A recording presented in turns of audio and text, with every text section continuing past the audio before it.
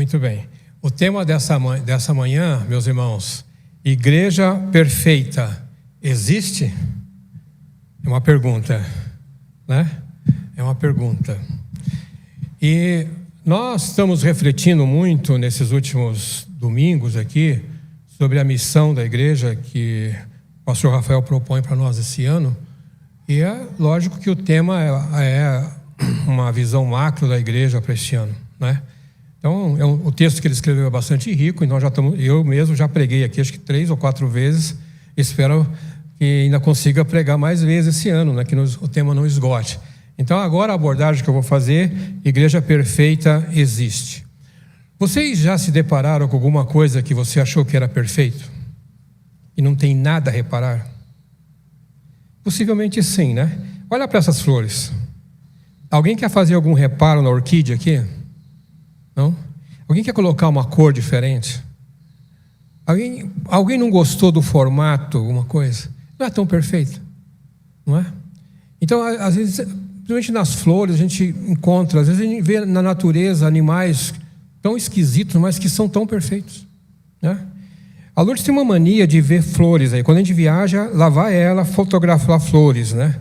E às vezes, quando não, ela pega a mudinha, sabe assim. Um último lugar aí, ela falou, você vai ser presa, você não pode arrancar a muda daí, né? E ela às vezes traz alguma muda e até cultiva lá em casa, que ela gosta dessa perfeição. A imagem que eu estou mostrando para vocês aqui é a imagem de Michelangelo, de uma estátua de Michelangelo sobre Moisés. Ela está em Roma, numa das igrejas de Roma. E ela é feita de mármore. Aqui, talvez a foto que eu procurei ser da melhor qualidade, vocês não vão conseguir ver detalhes, mas é de uma perfeição impressionante, irmãos. Como é que ele conseguiu pegar uma pedra bruta e conseguir fazer um Moisés que impressiona a gente, né? Diz a lenda, isso é uma lenda, ou um dito, que quando ele terminou de esculpir essa estátua, ele bateu no joelho da estátua e diz, fala, de tão perfeito que era, que precisava agora ter uma vida para falar, não é? E essa é uma das obras que a gente, se você viaja, você tem essa chance de ver isso lá em Roma, tá?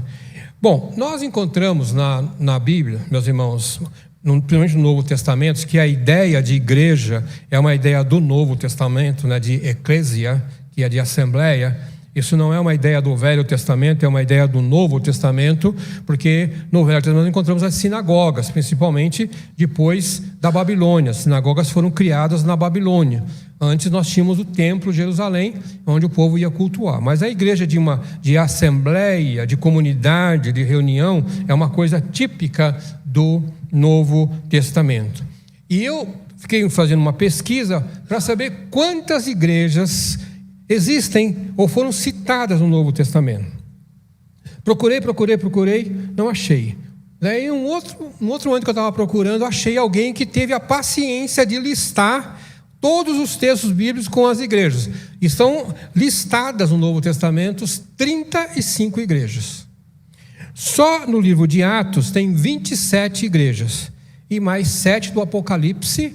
E a igreja de Colossenses, que não está listada lá em Atos, o Paulo escreve para ela. Então, no mínimo, nós tínhamos 35 igrejas espalhadas pela Judéia, por Samaria, né? E aí nós vemos, aí eu coloquei um mapa também da região dos gentios, onde Paulo fundou várias igrejas até chegar em Roma, né? E é possível que esse número fosse maior, porque algumas vezes que Paulo fala sobre igreja, ele fala, a igreja que se reúne na casa de fulano, né? Ele fala isso algumas vezes. Então não existia um lugar físico, mas bastava que tivesse um grupo de pessoas ali reunidos, então se consideravam uma igreja cristã que lá estava, né? E será que essas igrejas eram perfeitas? Quando a gente lê no Novo Testamento, a gente encontra igrejas perfeitas lá? Né? Ou alguma que você gostaria de ser membro lá no Novo Testamento? Quer pedir sua carta para lá? Né? Nós estamos recebendo aqui uma família do pastor Ricardo, Eu não sei se ele está fazendo essa avaliação, se a nossa igreja é perfeita ou não, né? Certo? E vai que ele entra numa igreja imperfeita. Né? Então, quer dizer, e é interessante que às vezes a gente fica buscando uma igreja que a gente considere perfeita, tá? E pode ser que não, você não vai encontrar. O grande Charles Spurgeon já falou isso há 100 anos atrás ou mais. Ele diz assim: se eu nunca tivesse me filiado a uma igreja até que encontrasse aquela perfeita, eu nunca seria membro de qualquer uma delas. Se eu tivesse encontrado uma perfeita, eu a teria arruinado, porque nunca mais seria perfeita depois de me aceitar. Mesmo imperfeita, é o lugar mais prazeroso na terra.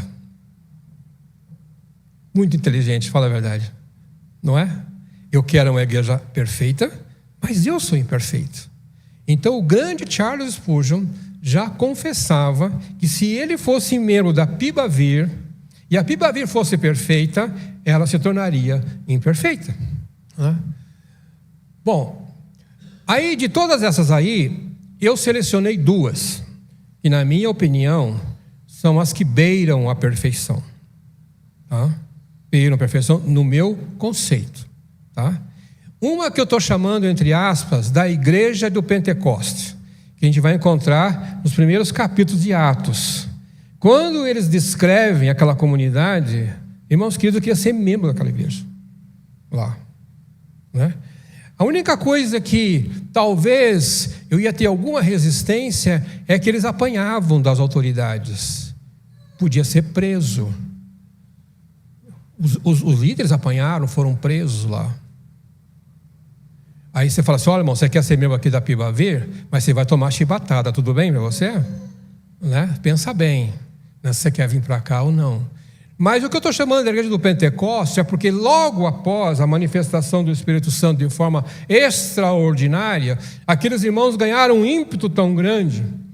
E alguns teólogos dizem que, na verdade, a igreja cristã nasceu no dia de Pentecostes, no dia que o Espírito Santo desceu sobre a igreja. E a outra igreja, que eu considero uma igreja boa, eu também gostaria de ser membro dela, é a igreja de Tessalônica, tá? Que é uma das poucas igrejas que o apóstolo Paulo, quando escreve, ele fala: não tem nada que falar para vocês, vocês estão tudo bem aqui. Mas se você for daquele cara crítico que quer ver defeito, e tem muito crente que quer ver defeito, ele não consegue ver o todo, ele não consegue ver o macro, mas ele consegue ver que o irmão Marcos está fora de forma, tá? Que poderia estar usando terno e gravata aqui dessa manhã, então por isso a mensagem não é tão boa. Ele consegue ver que o pastor Rafael também anda assim muito esportivo, e aí vai, tá? Gosta de ver esse negócio.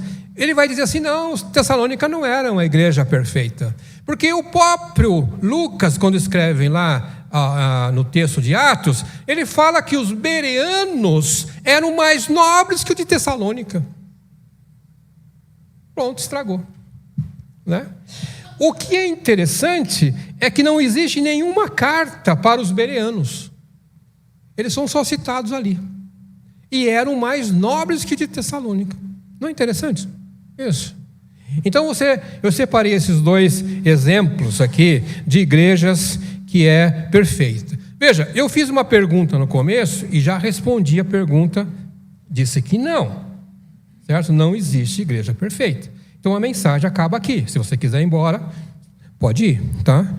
Mas eu vou argumentar sobre a igreja imperfeita, né? Essas igrejas, meus irmãos, apesar de várias vezes nós vemos na Bíblia exortações, por exemplo, Paulo escreve muito para eles, né? Tá? Uma delas, que eu, quando leio, eu fico assim impressionado, é que quando Paulo tinha uma mania de, quando escrevia para essas igrejas, ele fazia uma saudação. Primeiros 2 ou 3 versículos ele fazia uma saudação. Geralmente ele usava uma expressão: aos santos que vivem em tal lugar. Aí você pergunta: mas eles não tinham defeito? Como é que eles eram santos? Parece uma contradição. Mas uma igreja, acho que a única, ele escreve assim: a igreja de Deus que está em Corinto. Que igreja era aquela? É uma das piores. Tinha o maior número de pecadores naquela igreja, faziam de tudo lá. E ele fala, a igreja de Deus que está em Corinto. Né? Então a visão de Paulo não era de ter uma comunidade onde ninguém errava, onde ninguém pecava, onde ninguém tratava mal o seu irmão, onde ninguém era mal educado, onde era todo mundo alegre e feliz, e aquela comunidade era como se estivesse no país das mil maravilhas.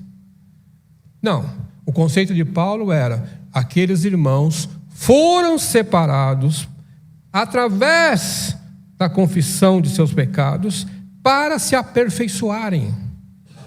O aperfeiçoamento virá no decorrer do tempo, mas ninguém alcança essa plenitude. Se você puder abrir sua Bíblia comigo, vamos primeiro observar o texto de Atos capítulo 2, verso 42 e verso 44. Vai estar aqui na tela, mas você pode acompanhar comigo também, tá? Então, as duas igrejas que eu estou destacando aqui nessa manhã, uma igreja que estava lá, começou em Jerusalém, né? E a outra, a igreja de Tessalônica. Hoje, Tessalônica está ali próximo da Grécia, né? Ainda mantém um cristianismo ortodoxo, né? Até coloquei para vocês aí uma imagem de uma catedral famosíssima lá na cidade de Tessalônica, né? Tá? Que se alguém tiver um dia viajando, faça questão de aparecer lá, quem sabe você vai ter mais informação. Tá? Então diz o texto assim, Atos 2:42. E eles se dedicavam ao ensino dos apóstolos, e à comunhão, e ao partir do pão, e às orações. Todos estavam cheios de temor, e muitas maravilhas e sinais eram feitos pelos apóstolos. Todos que criam mantinham-se unidos e tinham tudo em comum. Esse era o perfil da igreja de Pentecostes, capítulo 2, lá, né? Se você ler também o verso 46, diz assim: todos os dias continuavam a reunir-se no pátio do templo, partiam o pão em suas casas e juntos participavam das refeições com alegria e sinceridade de coração, louvando a Deus e tendo a simpatia de todo o povo. E o Senhor lhes acrescentava todos os dias que iam sendo salvos. Então, o que nós notamos pelo relato de Lucas aqui, nesse texto, é que aquela comunidade vivia todo mundo junto ali, né? E um estava na casa do outro, e comiam, e partiam o pão, e aquelas coisas todas, né? Era assim, um momento que eles desfrutavam um dos outros. Nós perdemos um pouco isso na nossa época moderna, porque a gente só vai compartilhar comida, ou é aqui na igreja, né? Que a gente faz às vezes alguma festa ágape aqui, mas para levar para minha casa, você fala, hoje não. Quem sabe a mês que vem, né? Então, se eu perguntar para você, quantas vezes você convidou alguém aqui da igreja para compartilhar o pão na sua casa? Eu falo assim, faz uns 10 anos que não vem ninguém aqui jantar na minha casa. Eu diria para você que está na hora de você convidar alguém, tá? Me põe na lista, ok? Então, para ir lá jantar na sua casa. Agora, a gente sempre fica preocupado de que você precisa fazer um belo de um jantar. Não, o texto fala que eles estavam em singeleza de coração. Então, bastava ter um pão, uma água, e eles estavam felizes. O que o importante era estar juntos, louvando a Deus. Então eles conseguiram ter uma comunhão muito boa. Isso era a igreja de Pentecostes, tá? Aí quando você vai para o livro de Tessalonicenses, tem um outro texto, talvez pudéssemos acrescentar esse, que é Atos 9:31. A igreja passava por um período de paz em toda a Judéia, Galiléia e Samaria. Ela se edificava e, encorajada pelo Espírito Santo, crescia em número, vivendo no temor do Senhor. Aliás, esse texto é o que está na nossa missão desse ano também.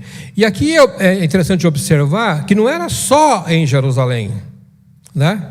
Mas ela se espalhava pela Judéia, Galiléia e Samaria. Praticamente todo o território dos judeus da época, né? E só fora das fronteiras, lá para cima da Samaria, é que nós vamos encontrar já as igrejas dos gentios, que Paulo cuidou daquele povo. Mas eles viram que eles a igreja se espalhou, de certa maneira, de maneira muito interessante. Verso Tessalonicenses fala assim: de fato, vocês se tornaram nossos imitadores e do Senhor, apesar de muito sofrimento. Receberam a palavra com alegria que vem do Espírito Santo. E assim se tornaram-se modelo para todos os crentes que estão na Macedônia e na Acaia. Quando Paulo escreve, logo no primeiro capítulo aos Tessalonicenses. E é curioso, meus irmãos, que Paulo não parece que ficou muito tempo lá na igreja de Tessalônica. No primeiro texto de Atos, fala que ele ficou 3 sábados, 3 semanas. Depois, lendo a carta de Tessalonicenses, você pode perceber que talvez ele tenha passado mais tempo. Não fica muito claro isso, que ele passou mais tempo. Mas foi uma igreja que recebeu tão bem a palavra, e a palavra se multiplicou tão bem, e a graça se multiplicou tão bem, que ela se tornou uma igreja modelo, né, como diz Paulo. Uma igreja que era observada pelos outros, né? É bom a gente frequentar uma igreja modelo, né? Vamos copiar o modelo da Pibavir, né? A gente sempre fica tentando imitar alguém, e a igreja boa serve para isso também, tá? Essa aqui é a ideia. Bom, resumindo, eu queria dizer para vocês que eu coloquei algumas qualidades aqui das igrejas que eu estou destacando para vocês. Que talvez você pudesse olhar e ver, será que nós estamos vivendo um momento onde essas coisas estão no nosso meio? Tá? A primeira coisa que eu coloquei foi tribulação. As igrejas primitivas, tanto de Jerusalém como Tessalônica e de outros lugares, passaram por tribulação, perseguição. Aí você pergunta, e nós? Será que tem alguém batendo na porta aqui para prender alguém aqui? Será que tem alguma outra religião majoritária que não quer que a gente exista? Por exemplo, nós estamos vendo agora nos Estados Unidos aí essa questão da deportação dos imigrantes, e hoje tem uma notícia que alguém foi numa igreja e a polícia pegou. E que muitos irmãos não estão cultuando, não vão às igrejas porque estão com medo de serem deportados lá. Não tem nada a ver com uma perseguição religiosa nos Estados Unidos, mas tem a ver com a situação deles enquanto imigrantes ilegais nos Estados Unidos. Então, aquela comunidade que tinha um culto de adoração, que tinha uma reunião, estão apavorados. E começam, quem sabe, a orar: Senhor, nos livra disso. Não conseguem nem sair de casa.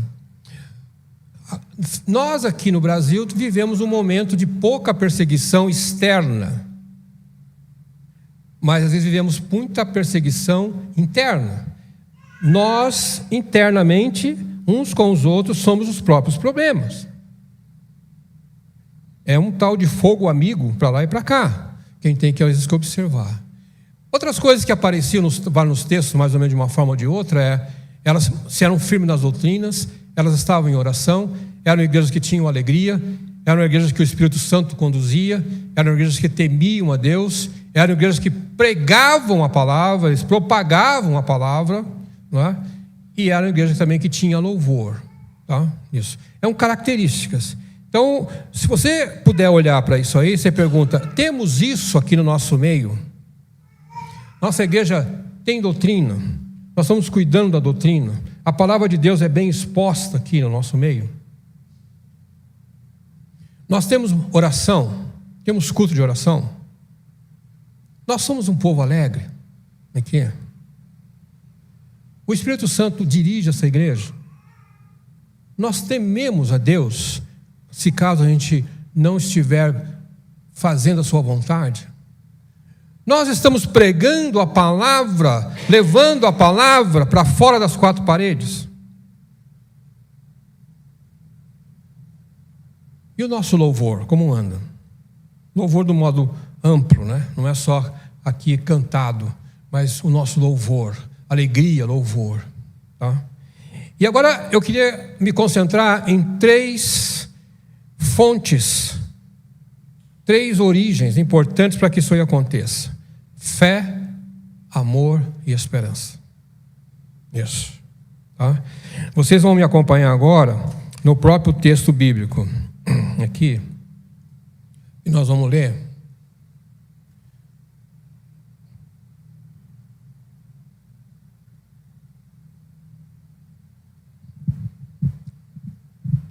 Ok. O texto que eu queria me concentrar com vocês é o texto de Tessalonicenses capítulo 1, verso 3. Eu não coloquei aí na tela, só coloquei o resumo. Você pode abrir sua Bíblia comigo se você quiser, porque ele é importantíssimo para nós, na nossa reflexão dessa manhã aqui. Tessalonicenses capítulo 1, verso 3. Eu coloquei só o resumo aqui, de uma forma ilustrada, né? Lembra que eu falei para vocês que Paulo escreve a esses irmãos e no capítulo, na primeira carta, no verso 8, ele fala: não temos necessidade de dizer mais nada sobre isso. Quer dizer, era uma igreja que tinha um excelente comportamento e não era advertida por nada, né? Depois a gente vai perceber lá para frente, nos outros capítulos, que Paulo, mesmo assim, faz algumas recomendações. Mas nada com uma advertência, nada com uma repreensão que ele fez aos coríntios, por exemplo, ele não faz para essa igreja de Tessalonicenses. Então, no texto de Tessalonicenses capítulo 1, verso 3, fala assim: lembramos continuamente diante do nosso Deus e Pai o que vocês têm demonstrado, o trabalho que resulta da fé, o esforço motivado pelo amor e a perseverança proveniente da esperança em nosso Jesus Cristo. Então eu estou colocando, meus irmãos, fé, amor e esperança como fontes que trazem essas outras características que nós vimos anteriormente, né? Então deixa eu tentar voltar aqui, nesse slide. O que é que faz com que a igreja consiga viver tudo isso que está em vermelho aí? Como é que ela consegue se manter na doutrina? Como é que ela consegue manter culto de oração? Como é que ela pode ser uma igreja alegre? Como é que ela tem o Espírito Santo? Como é que ela pregação e assim vai? Se ela tiver, então, a sua origem, a origem disso for na fé, na esperança, na fé, no amor e na esperança. Essas são as três coisas que ele coloca aí, Então veja no texto que nós lemos: o trabalho que resulta da fé. Que trabalho é esse? O trabalho da sua conversão. Você, quando creu em Jesus Cristo, uma obra foi realizada em você, que é a sua conversão. Então, quando ele fala do trabalho, ele está falando assim: a sua conversão, o seu processo de santificação, o seu processo de regeneração, tudo isso provém da fé que você tem em Jesus Cristo. Então, se alguém não crê em Jesus Cristo, não tem como ele ser convertido, não tem como ele pertencer à igreja, porque ele já está ali deslizando em uma questão que é básica, que é a fé. Depois ele coloca assim: o esforço motivado pelo amor. Até creio que eu poderia falar assim: o esforço que resulta do amor. A mesma ideia, tá? E aí, no amor é vida cristã. Então, conviver com os membros da PIBAVIR precisa ter amor.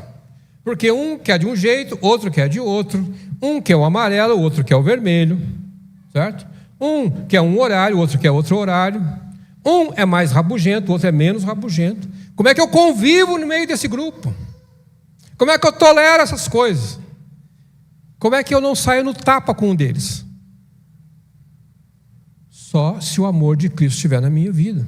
Aí eu consigo ter vida cristã. Isso. Porque por mim mesmo, não daria. Então, o amor que foi derramado na minha vida, através do Espírito Santo, é que me motiva para fazer essas coisas todas. E por fim, ele coloca a esperança. Cantamos aqui: já refúgio a sua glória, colocou aqui. Essa é a nossa esperança. Os irmãos de Tessalonicenses tinham uma esperança tão grande, meus irmãos, de que Jesus voltaria logo, que Paulo escreve para eles, explicando: irmãos, tenham calma, Jesus não vai vir agora não. Haverá um tempo adequado para ele voltar. Porque alguns até nem queriam mais trabalhar. Eu falei: não, para que nós vamos trabalhar? Para que nós vamos trabalhar? Jesus vai voltar mesmo. Eu não quero mais nem trabalhar, porque ele vai vir. E aí Paulo tem que explicar para eles tal essa esperança que foi cultivada no meio deles para que Jesus voltasse. Então, o que acontece hoje em muitas igrejas é que perderam de vista a vinda do Senhor Jesus Cristo, ou seja, perderam a esperança. Estão vivendo como se tudo acabasse aqui. Então é por isso que eu estou mais preocupado em que eu seja abençoado com um carro novo, com uma casa nova, com um emprego novo, com uma roupa nova, com um monte de coisa. E eu estou despreocupado que Jesus pode vir a qualquer momento. E que mesmo que eu passe tribulação, mesmo que eu sofra aqui, a minha esperança me leva para um lugar melhor. E que para onde eu vou, quando Jesus me chamar, é muito melhor do que qualquer vida de luxo que eu posso ter aqui nessa vida. Então essas são as 3 motivações, as 3 origens do que aquela igreja vivia. Por isso que a igreja, Paulo, então, não tem muita repreensão para falar dela, né?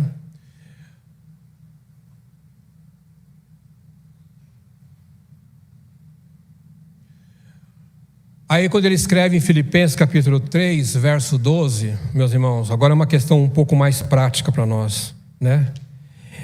Paulo escreve assim: não que eu já tenha alcançado ou seja perfeito, mas prossigo para alcançar aquilo para o que eu fui também preso por Cristo. Então Paulo tinha ciência de que ele não tinha alcançado a perfeição ainda, mas ele olhava para um caminho e falava: um dia serei perfeito, um dia eu vou chegar lá, eu estou em progresso para alcançar a perfeição. A igreja caminha para a perfeição. Cada dia que ela vive, cada dia que ela cumpre a palavra, cada dia que nós servimos ao Senhor, nós estamos colocando um tijolo no nosso caminho em direção à perfeição. É essa a nossa visão, essa é a nossa esperança também, de que a Piba Vir será melhor amanhã do que hoje. Domingo que vem ela será melhor, no ano que vem ela será melhor. Nós temos que crer que o Senhor está nos aperfeiçoando, que caso contrário, a gente vai desanimar. Mas quando nós temos então a fé, nós temos o amor, nós temos a esperança, nós caminhamos. E Paulo fala assim, que ele olhava então para frente e deixava aquilo para trás, as coisas que para trás ficam, né? Nós às vezes, irmãos, não conseguimos avançar muito porque nós queremos carregar muita bagagem. Tem muito passado com a gente que quer carregar. E no céu não precisa de bagagem, né? Então quando a gente quer caminhar para essa perfeição, nós vamos deixar para trás muita coisa. Nós temos que deixar para trás a mágoa de algum irmão que nos feriu. Nós temos que deixar para trás alguns interesses pessoais, alguma ambição. Vamos deixar para trás. Isso não vai chegar no céu.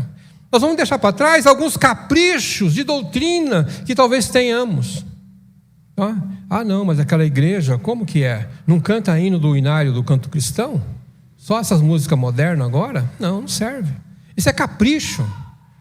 O importante é que o povo louve a Deus. O importante é que o povo esteja alegre, né? E aqui nós às vezes ouvimos coisas assim: não, mas isso aí é batista mesmo, né? Então tem uma certa discussão aqui.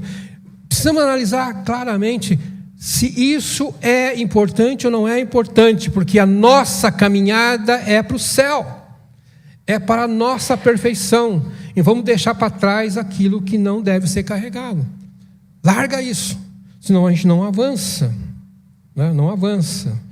Fé, amor e esperança é o que nós esperamos, olhando para o alto. E aí, eu quero colocar para vocês agora a nossa missão, que nós estamos repetindo aqui. Eu sei que vocês vão ficar de repente cansados, vão decorar. E a pergunta é: se a nossa igreja, adotando essa missão aqui, ela está no caminho da perfeição?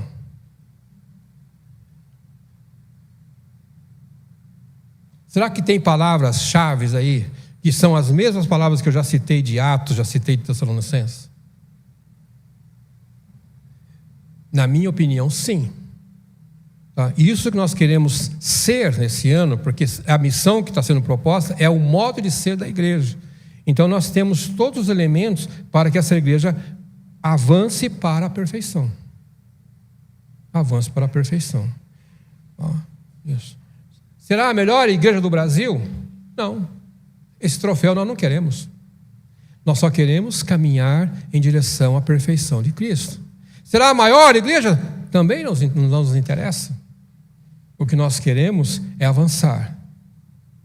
para que um dia sejamos chamados como noiva de Cristo, né? E talvez, meus irmãos, você possa pensar também comigo. Você possa pensar: por que achamos que merecemos uma igreja perfeita? Porque alguns, não, eu só vou se a igreja for perfeita. Por que lhe deu esse direito de você pensar desse jeito? Né? Recentemente, uma pessoa mandou um e-mail aqui para a igreja, fazendo pergunta, o pastor Rafael respondeu. Tá? Ele estava fazendo uma pesquisa das igrejas aqui do nosso entorno, para saber qual é o que nós pensávamos, como é que era a igreja. E aí eu fiquei, mas nunca ouvi falar um negócio desse, que alguém faz entrevista com a igreja para saber como que ela é, a doutrina dela, porque aí ele vai dizer assim: não, gostei das respostas. A igreja me merece. E aqui, a igreja me merece, porque eu entrevistei o pastor e ele me disse as respostas, gostei das respostas, né? Não é um pouco de prepotência? De achar que essa igreja tem aquelas características, ok, então agora eu quero ir lá, porque eu mereço. A igreja, não é eu que mereço, a igreja me merece. É muita prepotência, né? Será que não seria melhor perguntar: qual é a igreja que eu quero servir?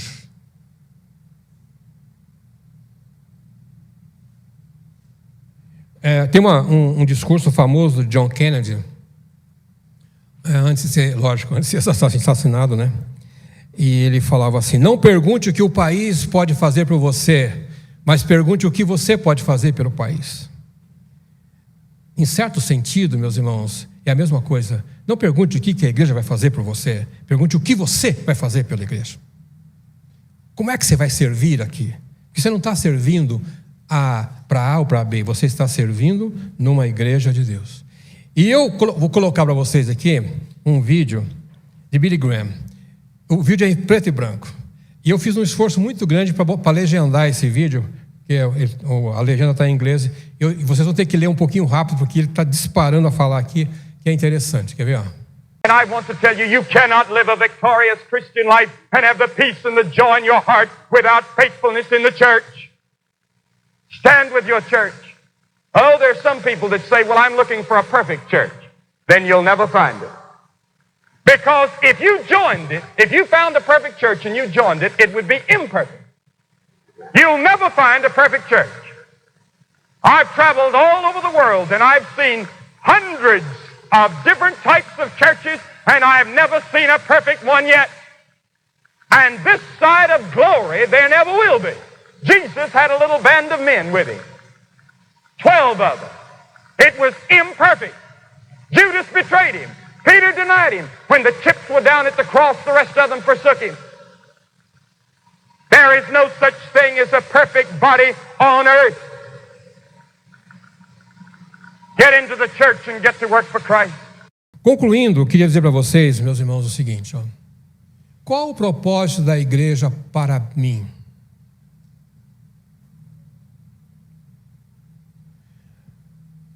Qual é o propósito da igreja para mim? É para ela me servir, para as minhas conveniências, e que eu tenho os horários que facilitam a minha vida, eu tenho uma música maravilhosa que eu posso ouvir, quase um show aqui, eu tenho pregadores excelentes e tal? Ou é uma igreja em que eu vou me dispor a servir? Então vou oferecer o meu trabalho, a minha dedicação, o meu tempo, e aí vai. Essa é uma pergunta que a gente faz para nós mesmos, né? E eu fiquei observando uma outra coisa, que é o seguinte, ó. Maria, mãe de Jesus, era uma mulher perfeita?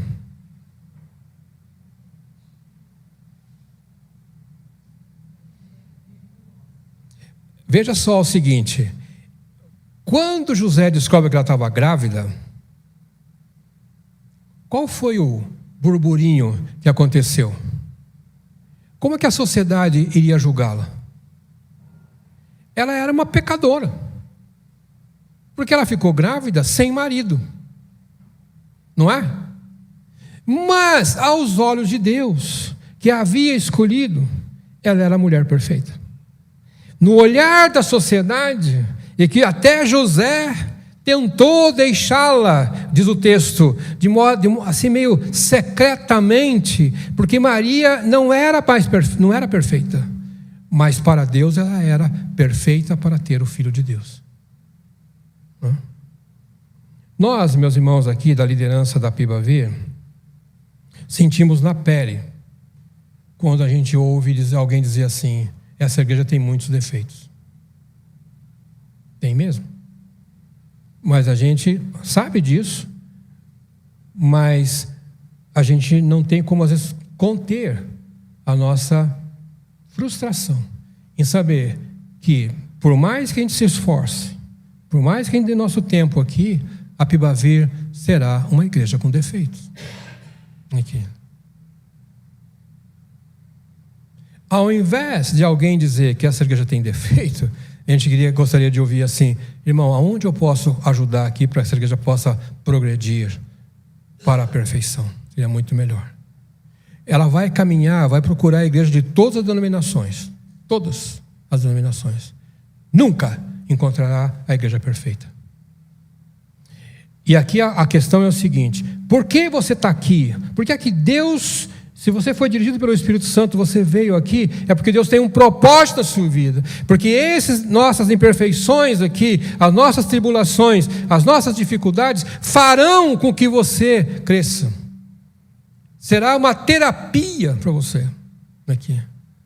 Então, o que eu gostaria de propor a vocês, meus irmãos, que nós orem pela liderança da igreja para que ela possa reduzir ou tratar todos os nossos defeitos com a maior força que a gente pode fazer. Nós precisamos das orações de vocês, da ajuda de vocês. Pastor Rafael precisa da nossa ajuda para poder ouvir todo mundo, para poder ter paciência com as pessoas. Porque muitas vezes é na paciência que se resolve, não é tomando atitude drástica. Ore por mim. Porque eu só estou preocupado com a propriedade da igreja. O que eu tenho que fazer aqui é evitar que tenha vazamento. Consertar a coisa, reforma e tal. A minha parte eu diria que é muito fácil, porque eu contrato alguém e resolve o problema. Mas o corpo de Cristo, que é a parte mais importante, isso precisa de muito apoio e muita adoração. Orem por nós. Amém, queridos irmãos? E aí nós estaremos caminhando para que a igreja PIBAV um dia seja considerada a noiva preparada para o arrebatamento. Deus te abençoe, querido.